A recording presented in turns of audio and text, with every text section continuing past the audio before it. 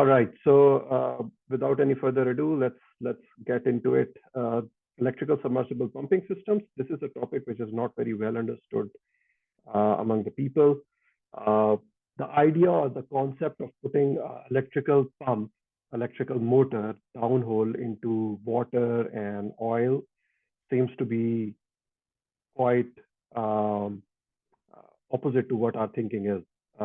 Our thinking is that we should always keep the electricity and water away from each other, right? That's what we have been told from the very beginning, from ever since we've been kids.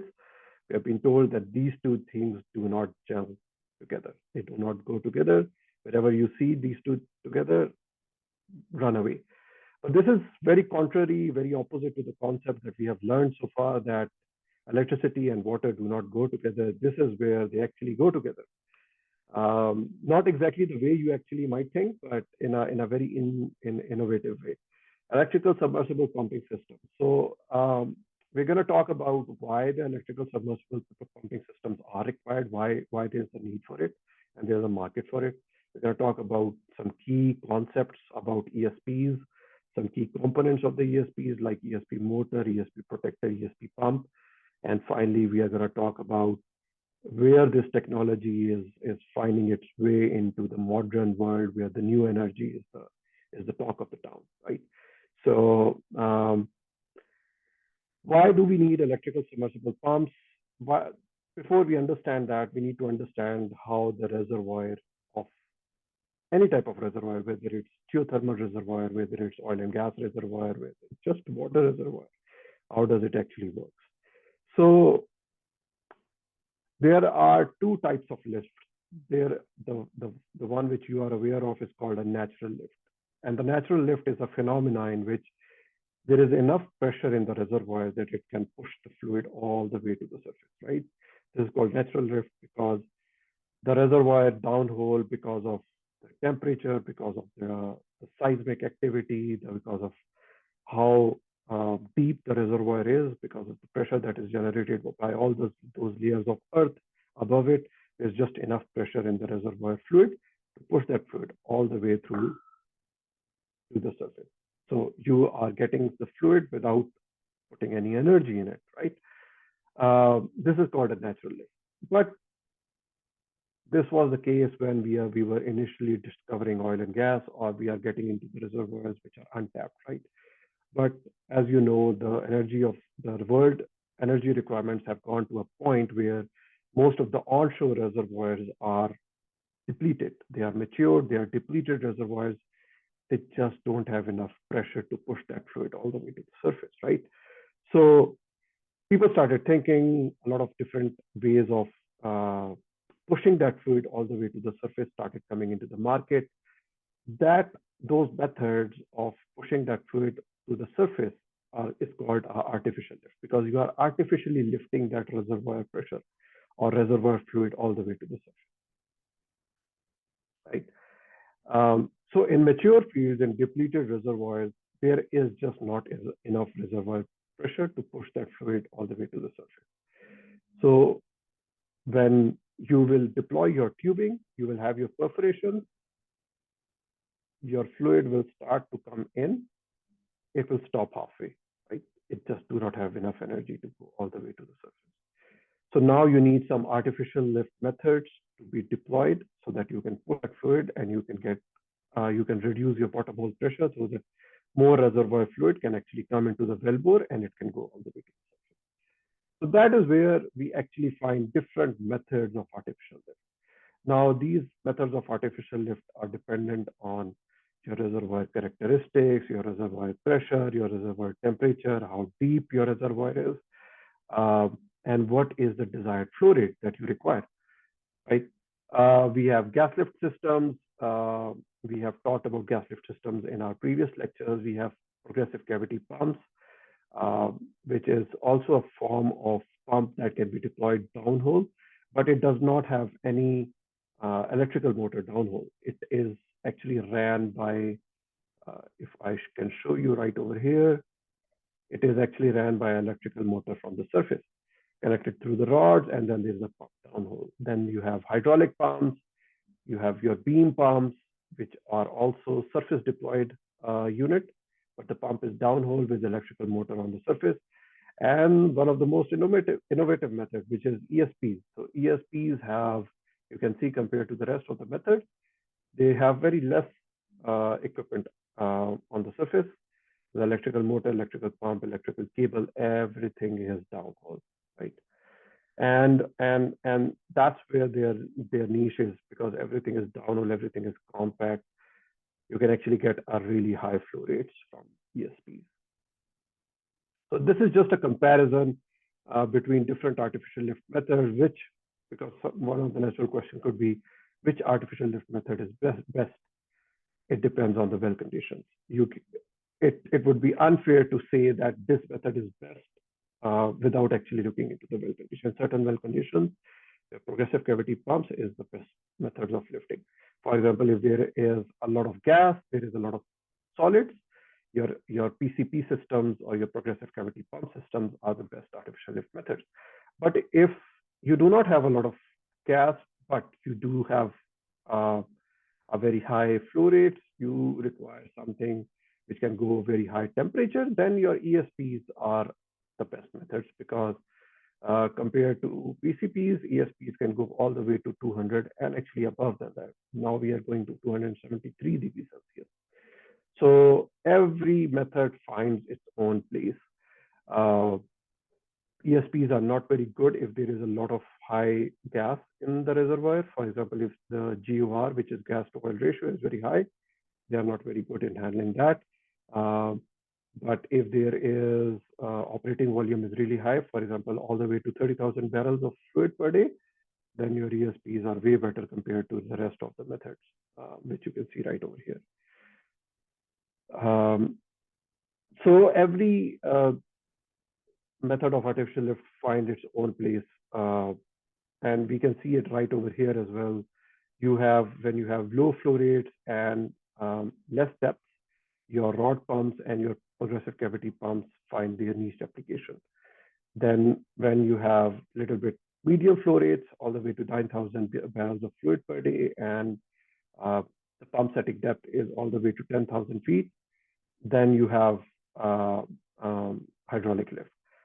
Submersible pumps cover a wide range of spectrum, and they can go to very high flow rates, all the way to 50,000 barrels per day, and they can be set very deep. So if you have a very deep reservoir, then you can set them very deep, and they can lift the fluid all the way to the surface.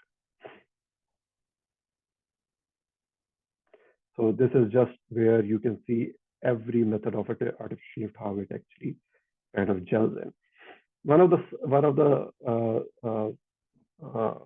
surprising things to see is that the gas lift systems have a wide range of applications, and they actually cover the entire envelope of all these artificial lift systems. That's why gas lift systems are actually very common to see around the world. But gas lift systems have their own unique application in terms of they cannot be deployed everywhere, because although they have very high lifting capacity, they have high flow rates, you require a lot of gas to use in the gas lift systems, which may not be the case in every reservoir, right? Some reservoirs do not have a lot of gas. They can have a lot of water, they can have a lot of oil, but they may not have a lot of gas. So in that case, in that scenario, your gas lift systems are not very applicable. So let's jump right into the topic that we are going to talk about, which is the role of ESPs in the artificial lift system. A little bit of history. Surprisingly, the ESPs were first developed by a Russian immigrant by the name of Achinov. Achinov was the guy. He immigrated to US back in 1923, came from Russia, and he actually partnered up with Frank Phillips. So Frank Phillips was the founder of Phillips Petroleum. Phillips Petroleum is non-existent anymore. It is now called ConocoPhillips. Some of you might have heard that name. It is one of the biggest producers of oil and gas around the globe. ConocoPhillips or Phillips 55. These are the two brands that are still existing from Frank Phillips' first company. So Frank Phillips actually partnered up with Archinoff in Bartlesville, Oklahoma, and he actually wanted something, because what was happening in the US was that they were looking for an artificial lift method which could actually handle high volume of fluid. So he partnered with Archinoff. He moved Archinoff. He asked Archinoff to move in Bartlesville. And in Bartlesville, where the Phillips Petroleum was, Archinoff set up what was called a Bartlesville Manufacturing Company. And the Bartlesville Manufacturing Company was the first supplier of ESPs. Archinoff was the inventor of ESPs, and he partnered with ConocoPhillips, or the Phillips Petroleum back then, to manufacture these ESPs in 1928. In 1930, the name of that company was changed to Reda Pump Company. Reda Pump Company, and this building that you see on the picture is still existing, actually, surprisingly, in Bartlesville, Oklahoma. It was actually taken over by Schlumberger, now called SLB, and they still manufacture ESPs in that original facility where Archinoff first manufactured the Reda pumps. Let's talk a little bit on what this ESP, what this magnificent creation is. So ESP systems are, I'm going to break it down into 4 or 5 major components. At the very bottom of the pump, of the string, is what we call a downhole sensor. So this downhole sensor is actually attached at the very bottom. It is actually doing a couple of things. It is measuring the vibration of the motor. It is measuring the discharge pressure, and it is also measuring the intake temperature. So this is more like a multi-sensor that is there to provide all that reading, and it is transmitting all that reading all the way to the surface controller. Connected to this downhole monitoring sensor is what we call a submersible motor. This is essentially an electrical motor which is connected through, if you can see it is connected through electrical cable. This electrical cable is connected to this motor and runs all the way to the surface, connected to the surface transformer. The next thing connected to the electrical motor is what we call a motor protector.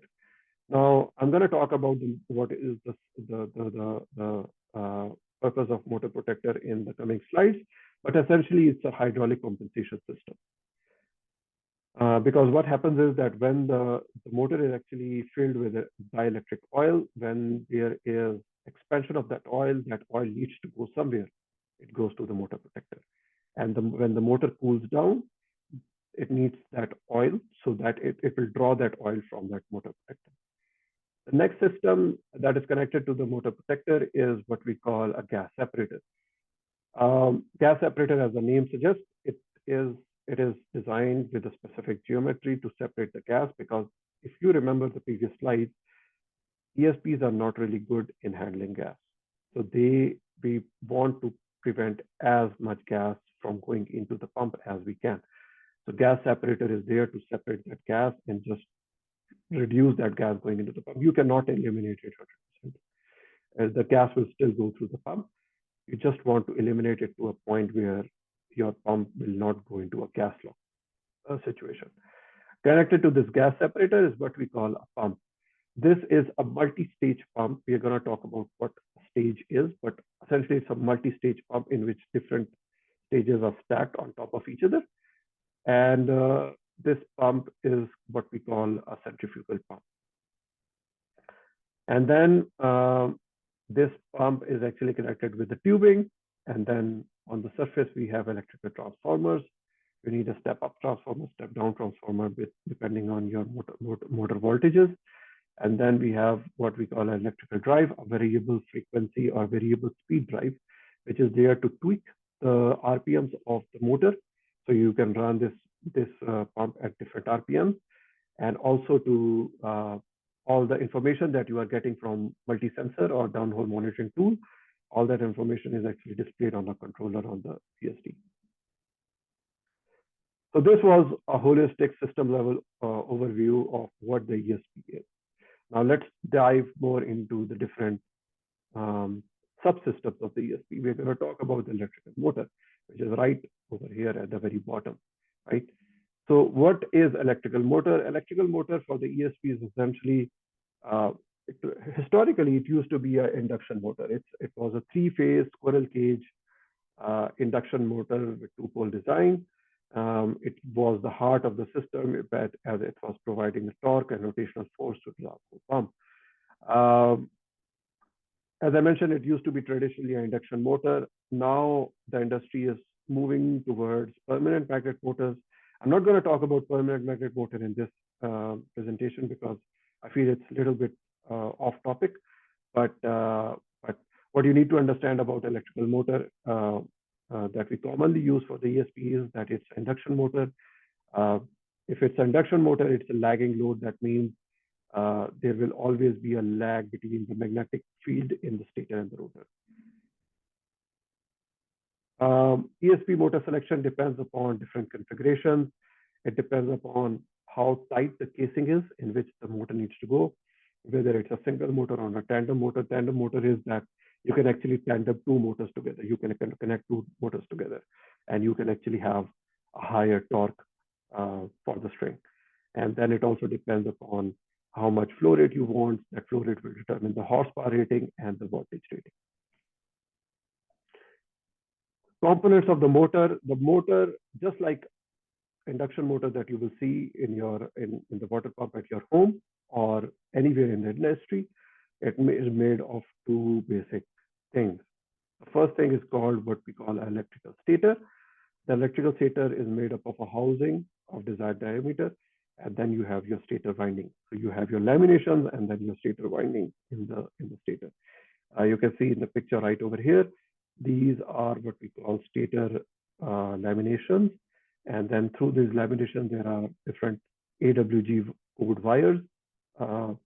These are copper wires that are passing through, and they actually form what we call an electrical winding. And at the very center of the motor is what we call the electrical rotor. So electrical rotor is actually made up of, this is what the rotor actually looks like if you cut it in a cross section. It has these laminations, and through these laminations, we have what we call rotor bars. These are pure copper bars which are passing through these rotors. And they actually they stack up together, they are pressed, and they actually make electrical rotor. So just remember these two concepts: electrical stator, it's called stator because it will remain stationary, and electrical rotor because it's going to rotate in the stator. So since it's going to rotate, it's called a rotor. All of these are made up of electrical laminations. We have rotor windings or electrical windings in the stator, and then we have rotor bars in the rotor. So working principle of electrical induction motors, this is a cross section of an induction motor that we commonly find everywhere in our common lives. It is used to drive electrical, like your pumps at water pumps. It is used in the industry everywhere. This is a common induction motor. This is just a cutoff of it. At the very center, it's a shaft that you can see electrical rotor, and then this is a stator, and these are the end coils. Pretty much, this is a very similar construction in the ESP motor as well.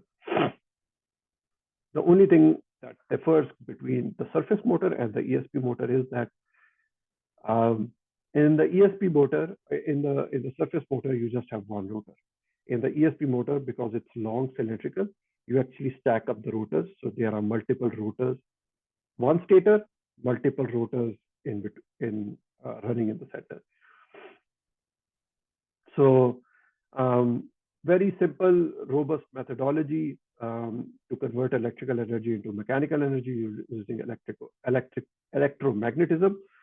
We are going to talk about the working principle in next few slides. How does rotating magnetic field in the stator actually rotates the rotor? The function of the stator is essentially to convert the electrical energy into mechanical energy by using induction coil. So what happens is that when the electrical current will pass through the wire loop, it will This is a very basic electromagnetic uh, uh, concept. If you have a loop of wire, you pass electricity through it, it will create a magnetic field. Simple. Um, if you have alternating current through that induction coil, which you can see right over here, if you have DC current, it will create magnetic field. If you have AC current, which is constantly rotating, right? Uh, what will happen is it will create a rotating magnetic field. So what will happen is that if you have a stack of these induction loops stacked together, it will create a very, very strong magnetic field. This is something which you need to understand. So what happens is that for the ESP motors, we actually use 3 coils. So you saw 1 coil in the previous slide. In the ESP motors, we actually use 3 coils with 2 poles each. What's going to happen is that when you will pass current through the stator, they will create a magnetic field. This magnetic field will create or induce a current in the rotor bars. When you will induce that current will produce a magnetic field of its own. The two magnetic fields, the magnetic field that is in the rotor and the magnetic field that is in the stator, will interact with each other. And what's going to happen is that the magnetic field in the rotor will try to chase the rotating magnetic field in the stator. And that is how your rotational force is provided. So, and what's going to happen is that when the current from one phase, because as if you remember, right, induction motor for the ESP is a 3-phase motor. So there are 3 phases of electricity. So you have 3 rotating magnetic fields.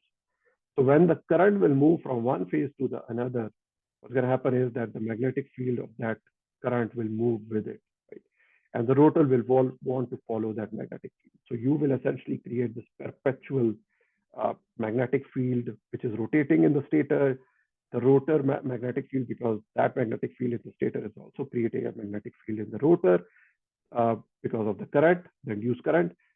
The 2 magnetic fields are trying to chase each other, and that's how your rotational force is developed. The rotor has a shaft at the very center, and what's going to happen is that you are converting that rotational force, transmitting it through the shaft, and that shaft has a torque at the end of the shaft, and you can use that shaft to turn the pump shaft.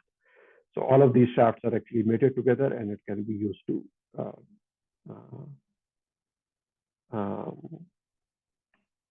transmit torque.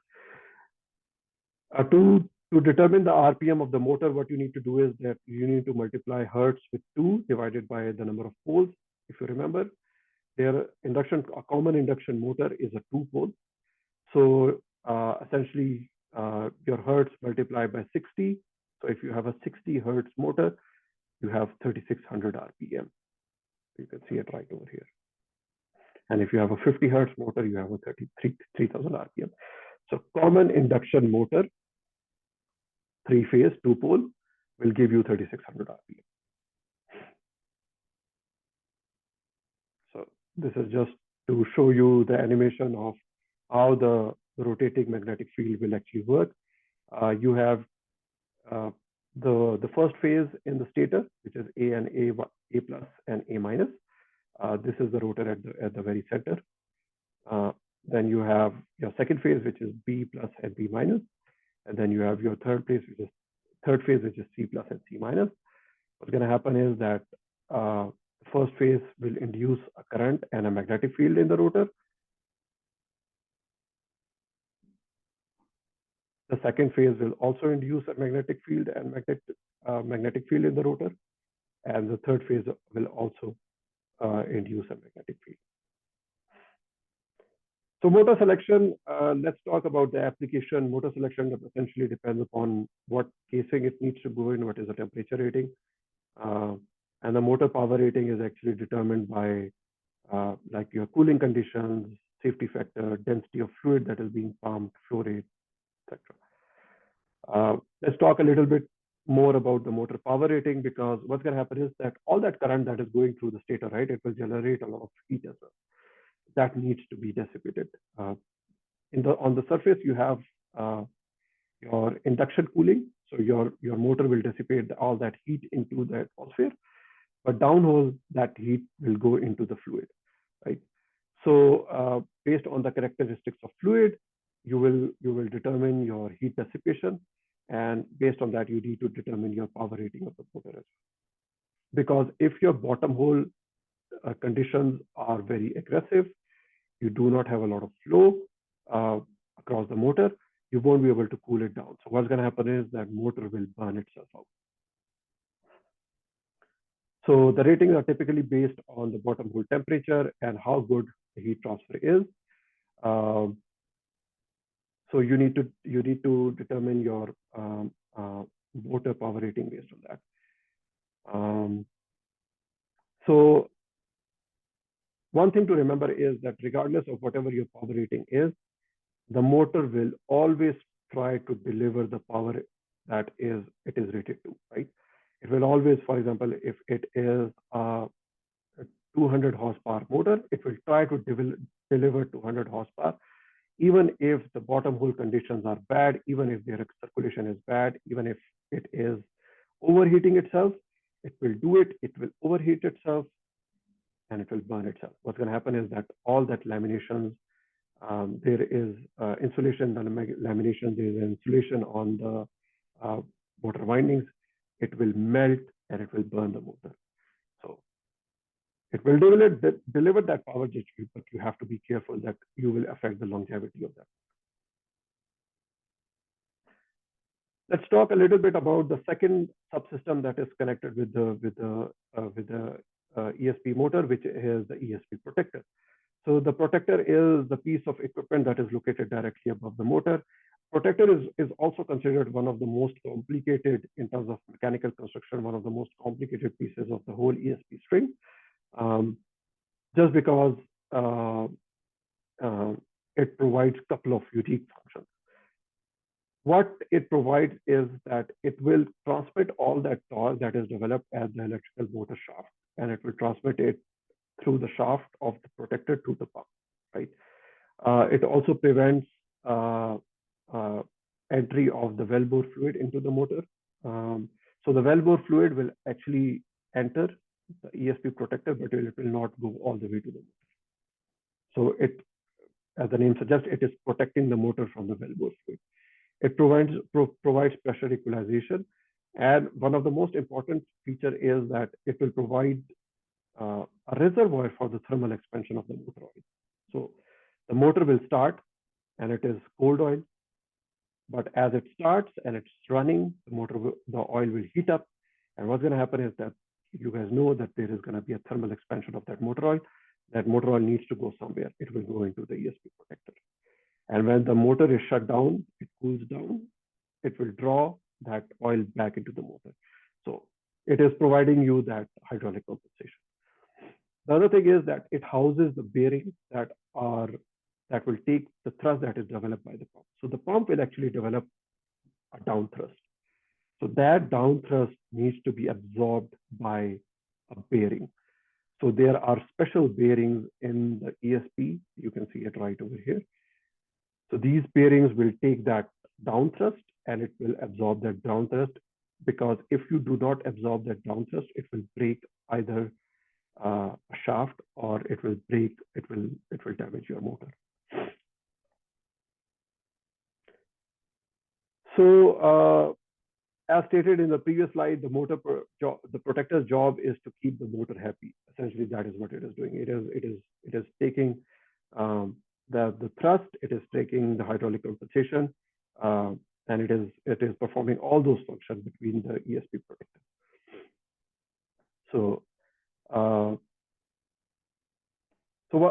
one more important thing that I want to mention over here is that once the motor will operate, once the pump will start, there's going to be a pressure cycling in the annulus. So annulus is essentially the space around the ESP, and the motor will get hot. So this heat will result in a pressure increase inside the motor,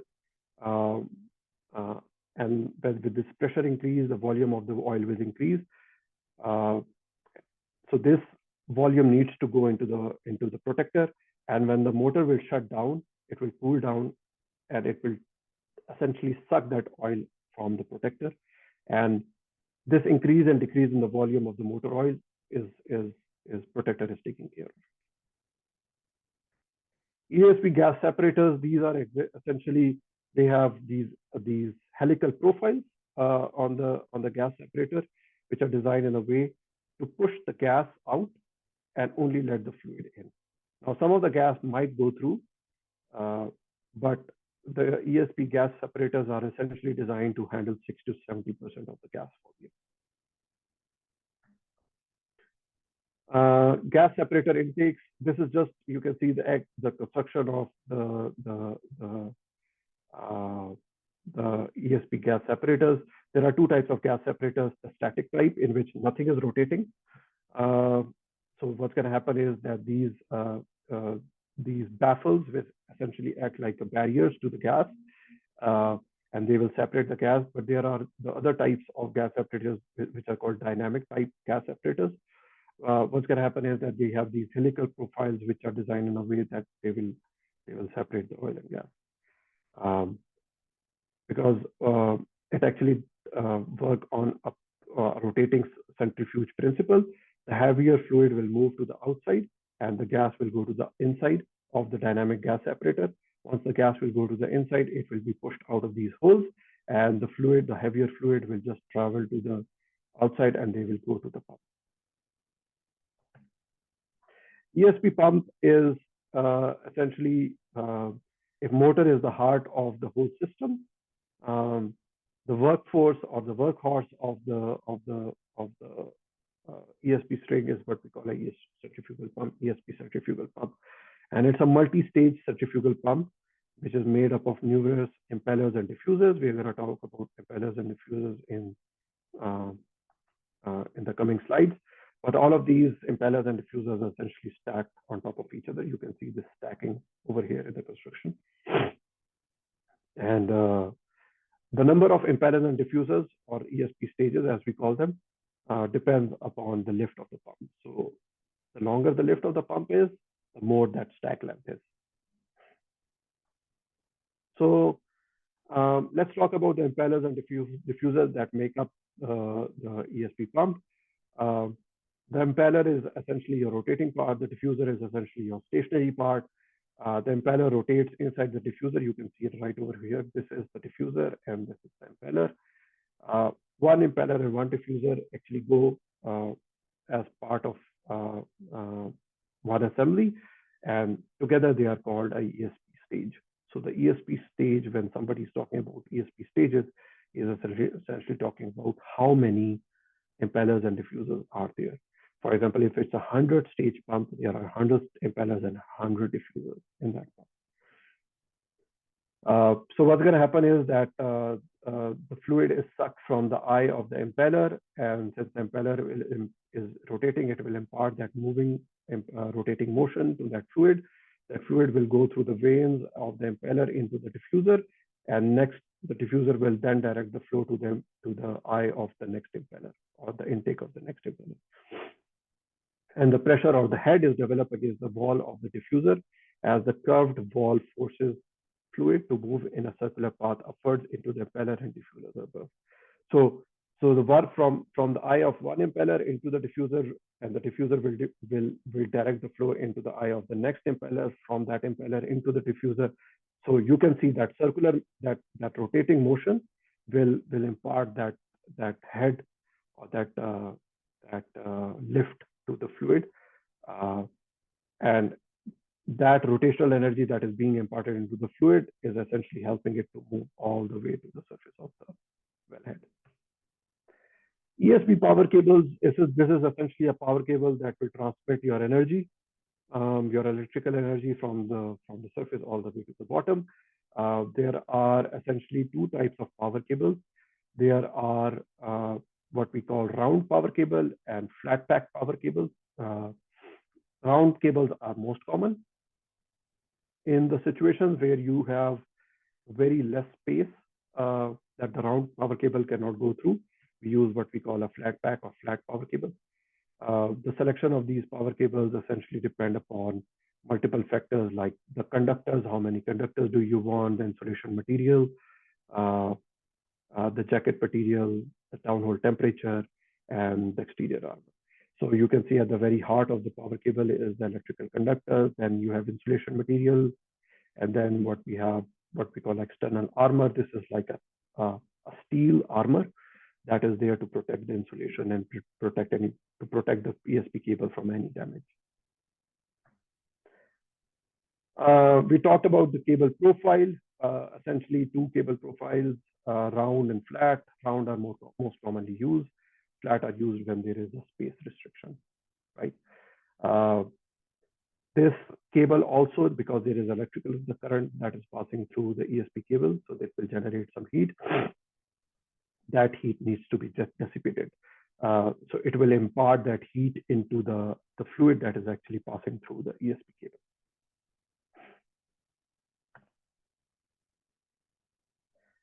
So now I'm trying to summarize what we have learned so far about whatever makes the downhole part of the ESP string.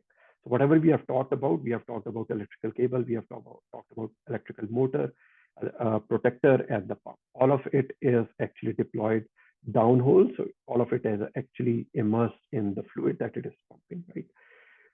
So now one thing which you can appreciate is that this whole idea of putting high power electrical motor thousands of feet downhole into high temperature, high pressure is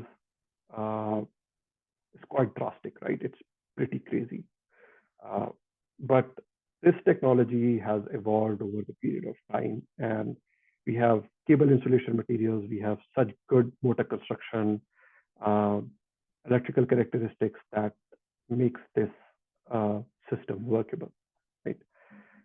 So let's talk a little bit on the surface. What do we have on the surface? So on the surface, we have a wellhead, which you can see right over here. So the surface wellhead actually is pretty common wellhead, except there are a few changes. There are these electrical connectors, which you can see right over here. So the ESP cable will come and terminate over here at the electrical connector. And from here, you will connect your surface cable. There are special wellheads to allow for the passage of cable and connectors and whatever needs to pass through that wellhead, right? Then we have what we call electrical transformers. Electrical transformer is, we have two types of transformers on these locations. There is either a step-up transformer, step-down transformer. These can be single-phase, three-phase, depending on your motor. And then essentially what you want is that this transformer will take the grid power and either step it down, step it up to the voltage that you require. Motor controllers, this is what we call ESP VSD, variable speed drive. What it actually does is that it will help. It does a couple of things.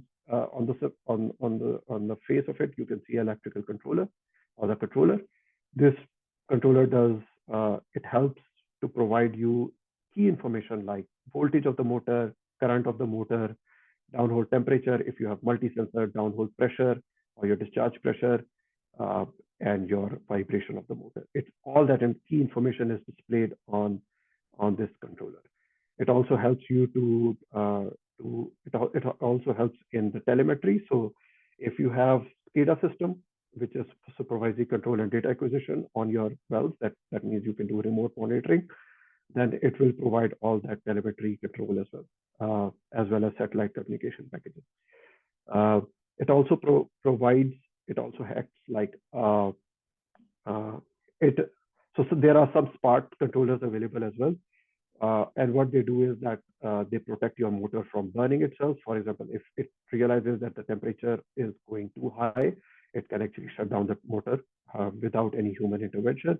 It can also, if it sees that there is a high vibration, that means something is wrong along the ESP string.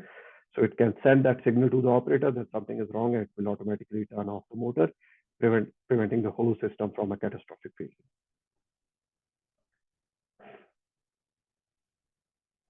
So apart from all these, one of the key functions of the VSD is provide the speed that you want to run your pump at.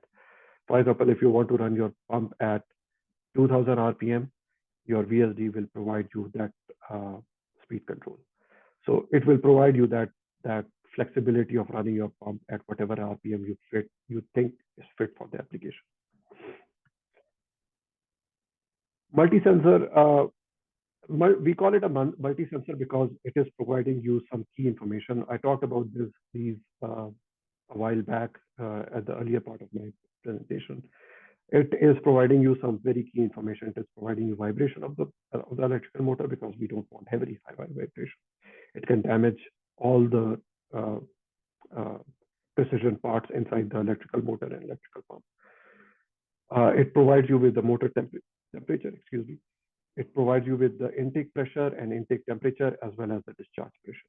So all of these, you require this information because you can actually optimize your production based on the data that is gathered through the multi-sensor.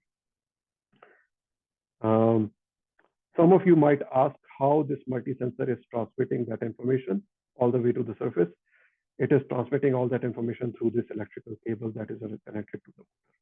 So that electrical cable is not only providing electrical power, but it is also the means of telemetry for the string. Last but not the least, we talked about application of ESPs in oil and gas, right? But that's not where it all stops. ESPs are now, high temperature ESPs are now used in the geothermal wells to generate electrical power as well. So they are pumping all that high temperature fluid to these electrical power plants. The case study which you can see is the one from Turkey, where the geothermal wells are producing through the high temperature ESPs for the power generation. So don't think that this application is just limited to oil and gas. It is used in commercial applications, commercial heating. It is used in geothermal, which you can see on your screen. It is used in salt mines to pump all that brine. It is used to pump LPG into the caverns. It is used in the what you call domestic heating applications. So in the district heating applications, it is used as well. So a wide range of applications for the ESPs out there, right? So with this, I would